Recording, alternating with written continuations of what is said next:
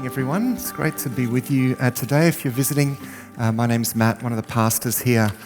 I'm going to talk today about a topic it's very close to my heart as I've been reading through the book of Hebrews. I came to that amazing chapter in Hebrews chapter 11 that talks about faith. And today I want to talk about faith. I'm going to talk very generally about this topic, as of course most of you would know in the room. Working through the book of Hebrews, we're using the Thrive Daily Bible Reading Guide. A lot of people are reading through these books. I invite you to join us, of course, and you can find more about that out at the help desk. We also have the Thrive Deeper podcast, which is kind of the footnotes to all of this. That's like the real Bible study kind of content is there. What I'd like to do now is just speak a little bit more generally about this amazing topic and help to bring some clarity about this. If I was to ask the question, or if you were to ask the question, how should I live my life? How should we live our lives? The biblical answer would be, we should live by faith. And it says in Romans chapter 1, verse 17, this is quoting from an Old Testament book called Habakkuk. It says, the righteous will live by faith. The righteous will live by faith. Faith is the thing that God wants from us the most. And this is kind of strange if you take hold of what is probably a more common view of faith. That's a view of faith that comes from a world that doesn't really acknowledge that there is really a spiritual realm. And that is a view of faith that just sees faith as believing in something that we don't have any evidence for. Now, Hebrews chapter 11, verse 1 basically says that faith is the evidence. Faith actually is the evidence for what we hope for. Faith actually puts us in touch with a reality that is so much greater than ourselves. And it's like it's more than just an intellectual thing. Faith is actually us taking hold of God. Faith is birthed in our hearts when God takes hold of us, and we exercise faith when we reciprocate that embrace. So it's a very relational thing. It's not just some intellectual cop-out. It's a relational thing whereby spiritually we take hold of God. We latch on to God. There is a sense in which faith is, it's like, I've been watching lots of Apollo 11 documentaries lately. It's the anniversary.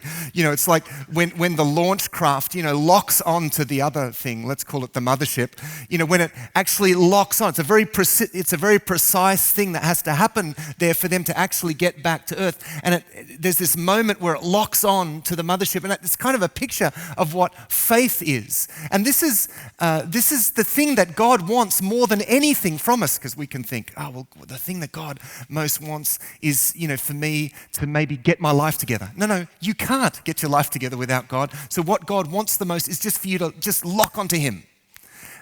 We see this throughout the Gospels, throughout Jesus' ministry. We see that again and again, He delights in those who express this simple faith. So there are lots of people ticking religious boxes and following all the rules, but He doesn't seem to be interested in that.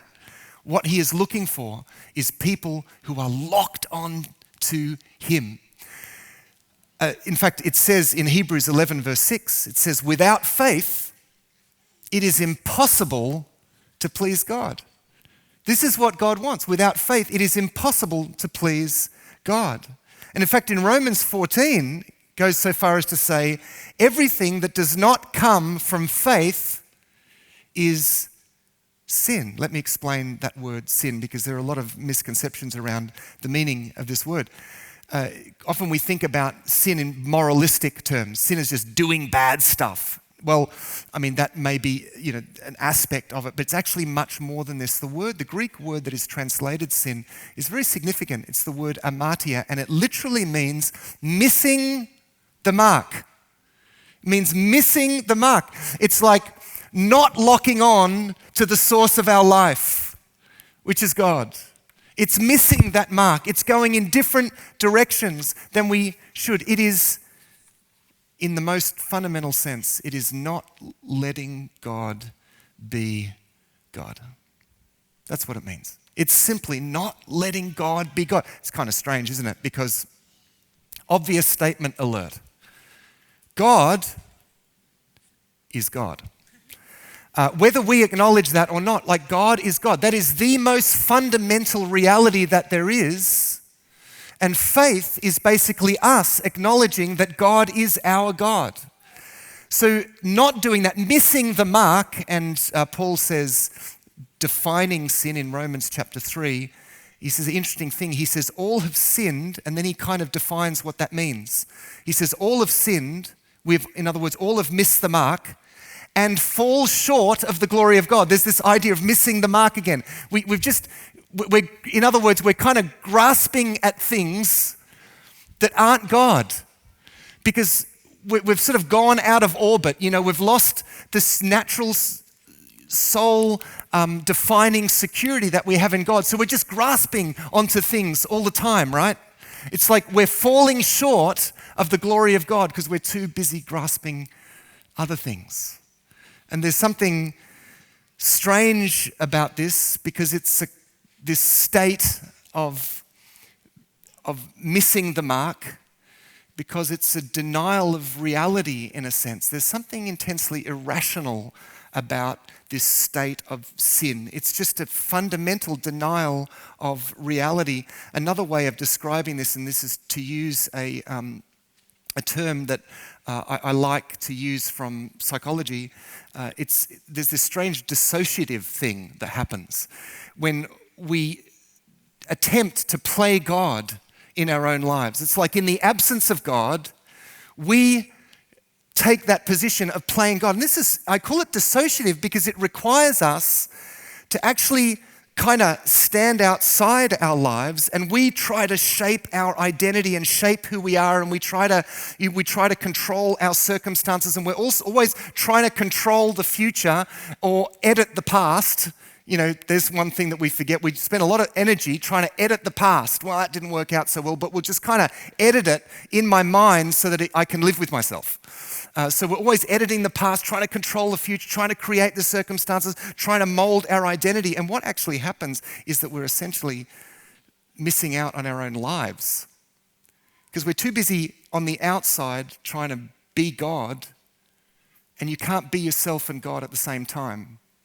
But here's a revelation: you can't even be God. Doesn't work.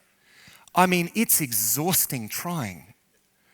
It's exhausting trying. Let me suggest something else. You being God over your own lives is a really bad idea because you're a really bad God. This sounds really stupid as I'm saying it. Why wouldn't you let the real God be God? Because he is a loving Father who is like absolutely sovereign in power and perfect in goodness and love, and he loves you and he knows what you need and want more than you do. Why wouldn't you just let him be God and you just be you, right? Now, there's a good idea. You just be you, because there's this strange dissociative thing that happens when we step outside and we try and be God in our lives. But when we just let God be God, there's this moment of giving ourselves over, entrusting ourselves. That's faith, where we entrust ourselves and we let God be God. And there's this beautiful rest in that, because you literally have put your life in God's hands. And no longer do you have to exhaust yourself trying to play God. You can be yourself. You can be a child of God. And it's so beautiful. And this is what faith is. Faith is the opposite of the God complex. Faith is the opposite of playing God. It is complete dependence on and submission to God. It's like giving yourself over to God, letting God be God. And when we simply let God be God, and here's the good news. The good news is that we can do this. It's like the good news is we can actually give ourselves back to God, because God closed the gap, right? He closed the gap. He came to us in Jesus Christ, paid for our guilt so that he could embrace us and still be just, because God cannot embrace what is guilty, right? So he paid for our guilt, swept that out of the way, and now there's nothing in the way of obstacles between us and God. We can come back to God. And the good news is that no matter what mistakes we've made, no matter what state we think we're in, when you entrust your life to God, when you put your life in the hands of God, that is the ultimate state of equilibrium, the ultimate state of rightness, or what the Bible calls righteousness. Righteousness is not moral perfection. That's impossible for us because we're quite dysfunctional, actually. Righteousness is when we come into a right relationship with God despite the fact that we are dysfunctional. You get that? It's like you can be in exactly the right place, and that is locked on to God. That's the good news. Faith is allowing God to be God. Now, the first step in allowing this to happen is that we allow God to actually save us. Well, let me put it this way. Save us from ourselves. I mean, I've said that you would be the worst kind of God over your own life. We are quite tyrannous when it comes to our self-expectations, aren't we? We're really quite tyrannous rulers of our own lives. We're not very kind to ourselves. I mean, we drive out, you're going to be this and you're going to be that, and it's like, it's exhausting. We are tyrannous. And often what we need is for God to save us from ourselves, because we will inevitably shipwreck our lives. Who knows that's true? Yeah, you're really not very good at being God. Sorry to tell you, bad idea. So the first thing you need to do is allow God to save you from that state of being God. I don't know if anyone here has read, it's a very famous book called The Big Book, which is the founding text of Alcoholics Anonymous, or what now is called Narcotics Anonymous. And it's a book that contains the 12-step program, right? And I think we can learn a lot from. To be honest, I've spent quite a bit of time with recovering alcoholics and recovering drug addicts. And as I did, I came to this disturbing but wonderful realization that I also am a recovering addict. This is like AA now, isn't it? My name's Matthew, and I am a recovering addict, right? I just use different drugs. And in fact, my situation's more dangerous because often I don't acknowledge the drugs that I'm using. Sometimes when it's more obvious, it's better. I've seen people going through recovery programs that are way better off than I am because at least they're honest about where they're at. But I can kind of get along in society, and I have a socially acceptable drugs. I mean, no, drugs are what we use to try and control our environment, whether it's our internal environment or our external environment. And folks, we're addicted to that. Like, that's addictive, that control. I'm going to control my external environment. I'm going to, whatever we're all using drugs. Now, here's what the 12-step program says. Step 1. We admitted that we were powerless over narcotics, alcohol, whatever drug you happen to be using. We admitted that we were powerless over it, that our lives had become unmanageable. Step 2, we came to believe that a power greater than ourselves could restore us to sanity. That's Jesus. That's exactly why Jesus came, to reconnect us with God.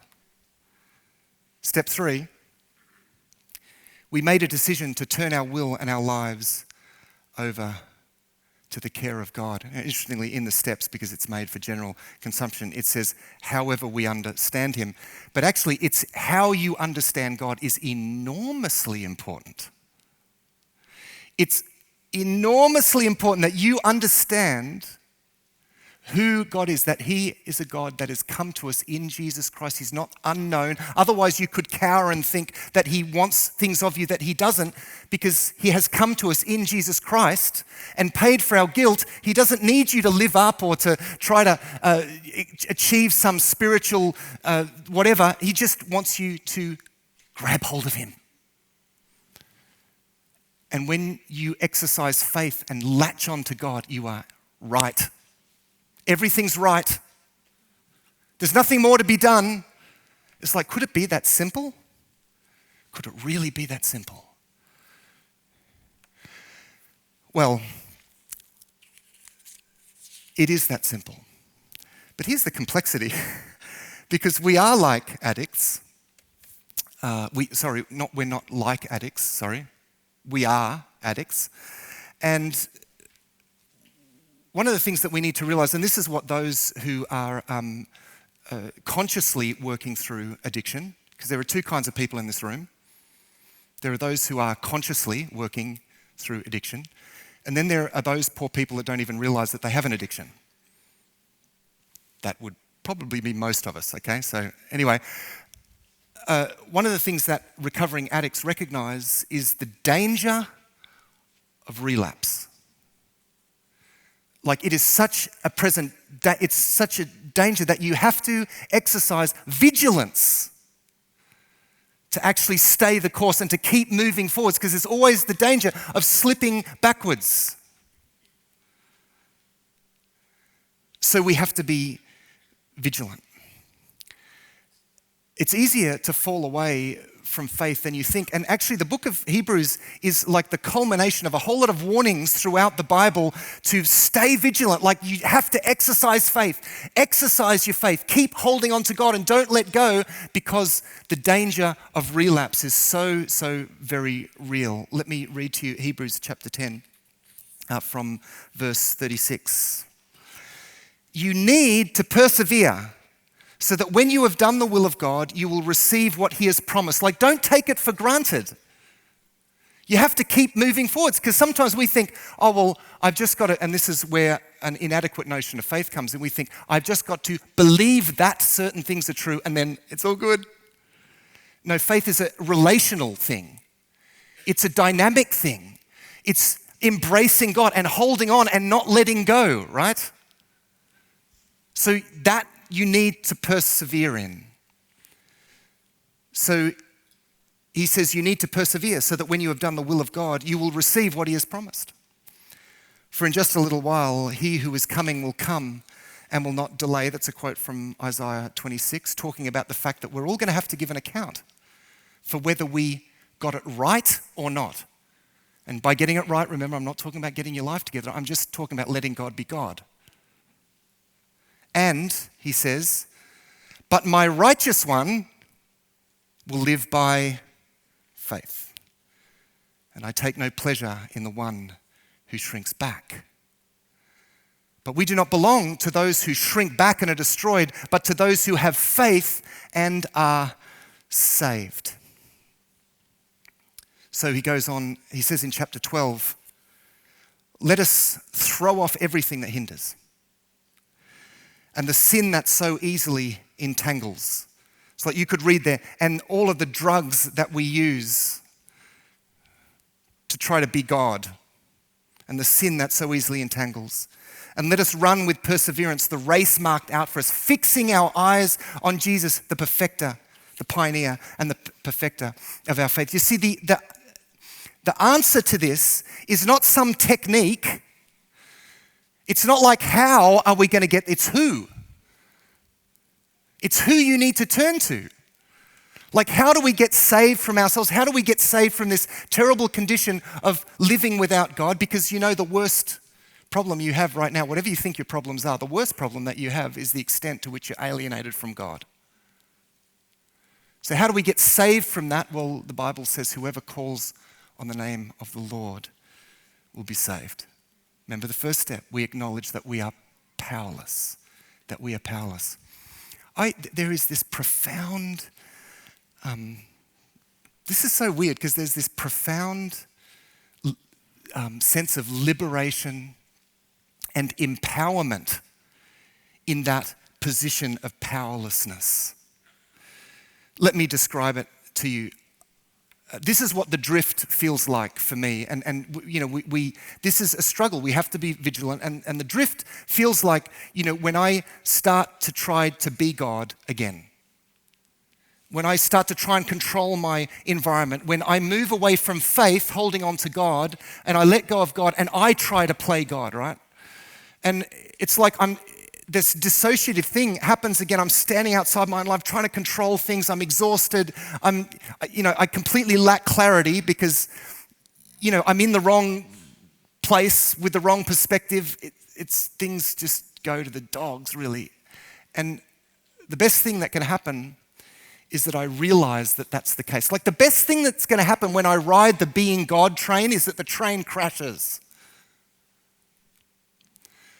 But hopefully I realize it before that. And I know some of you have had experiences where you were going along your merry way without God, and it's like the train crashed, didn't it? The train crashed. And at the time you thought, oh, this is terrible, but you realized, oh, that train needed to crash.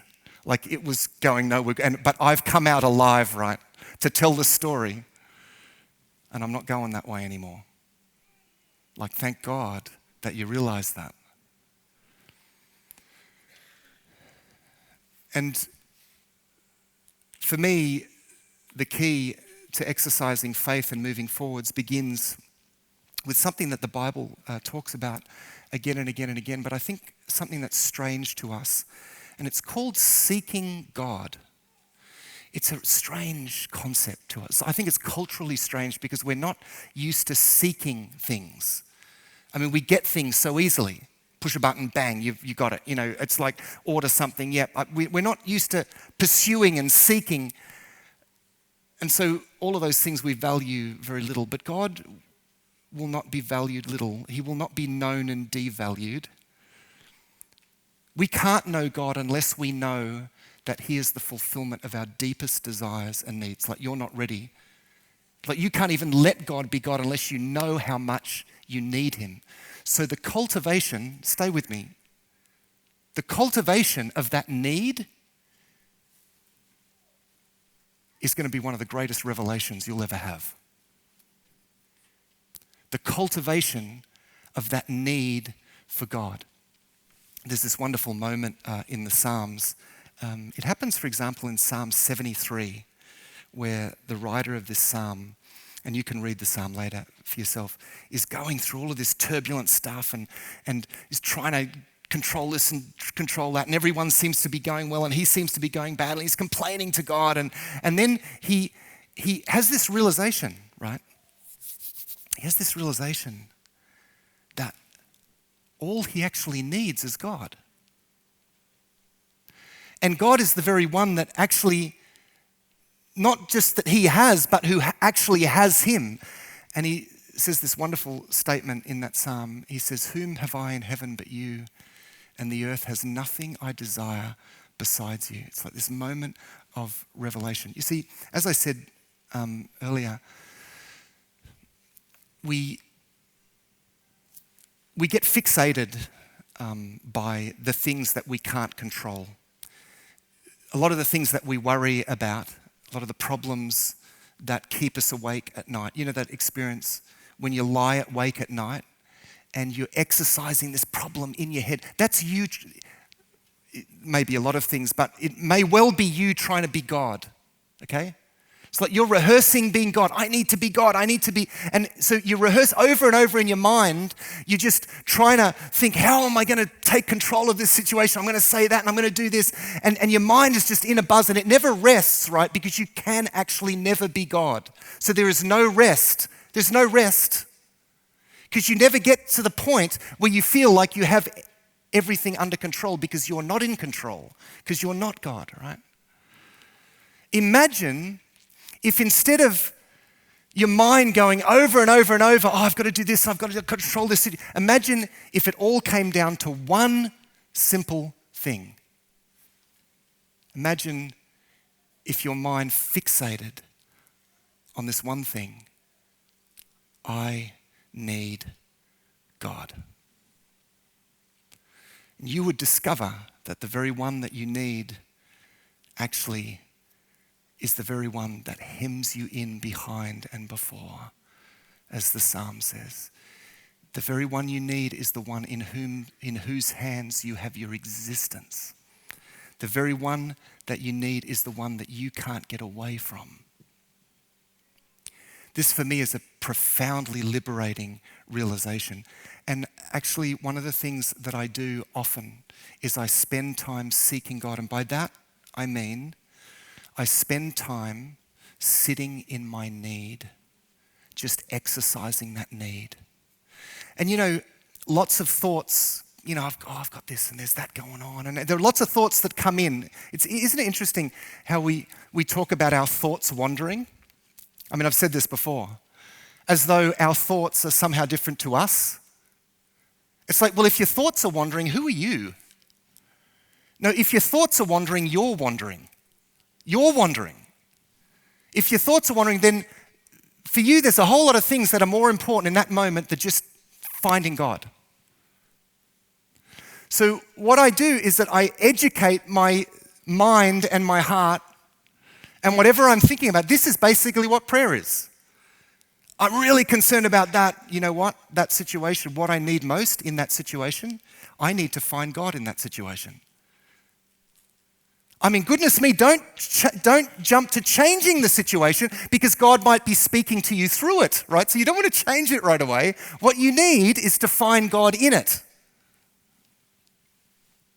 Because you could try to exercise a kind of divinity over that, and you actually are changing something that God's trying to speak through. Don't play God. What you need is to find God in that situation. Whatever you're fantasizing about, whatever's going on in your head, you need to grab that and bring it back and submit it to the thing you need the most. Because folks, if we do not have God, what's the point of living? God is our life. There's no meaning to life if we don't actually have God. And when I sit in that need, I know maybe this sounds strange to you, but when I sit in that need and I know with all of my heart that I need God, that I say with David in Psalm 27, one thing I ask, this is what I seek, that I may dwell in the house of the Lord all the days of my life, to gaze upon the beauty of the Lord and to seek him in his temple. It's like life becomes weightless, because I stop playing God. I let go of my life and I give it to God. And the sense of rest, and there wells up within me this absolute unshakable confidence. There wells up within me this sense that nothing is impossible. The power of that powerlessness is incredible because I let go of my power and I put myself in God's power. And I know that nothing is going to stand in my way. And I know in that moment that there's only one thing that we need. And it's the one thing that we have through Jesus Christ. It's so beautifully simple. It's a simplicity that will stop the merry-go-round of thoughts and concerns and worries, and it'll stop on this one simple thing. I need God, and I will not live without God. And the more you seek God, the more you will know how much you need him. It's the most beautiful thing that can happen to you is that you know more and more and more deeply. And, need, this sense of need, which is the same as faith, by the way. Faith is being dependent on God. It's like a muscle. The more you exercise it, the more it grows. So God gives us plenty of opportunities to exercise our need because it puts us exactly where he wants us, and that's in his hands. The peace and the joy in that place, it's like no longer am I looking in at my life from the outside. I'm looking out of life through God, and it is the most beautiful view I've seen in my life. And it's so simple. Stop playing God and let God be God. That's faith. We're going to stand. We're not finished yet. I'm going to ask you to stand with me. And I want us to do something this morning. I'd like us to spend some time presenting ourselves before God. That's what we're here for. That's why we come together, is to acknowledge what's most important. One of the other things that the book of Hebrews says that we need to do is to not give up meeting together. It says that in Hebrews. Can't remember the chapter, but it does say that, doesn't it, guys? And it says that we need to come back together because we need to recognize that there's something bigger than all of our individual daily mundane concerns. Like there's something big going on. There's something big. And we come together to demonstrate and to connect with that together, right? Because it's that thing. It's like in God, we become a family, right? We live for this greater thing.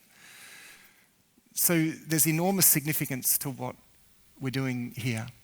And we have a very unique opportunity to seek God, because when you seek God together, there's this kind of spiritual synergy that happens. I mean, let's like gang up on God right now. As God's children, let's go to God and say, God, we need you. We need you. We need you. Let's seek God. Let's seek God. And to seek God, you don't have to change anything. But when you seek God, you need to understand that God will change everything.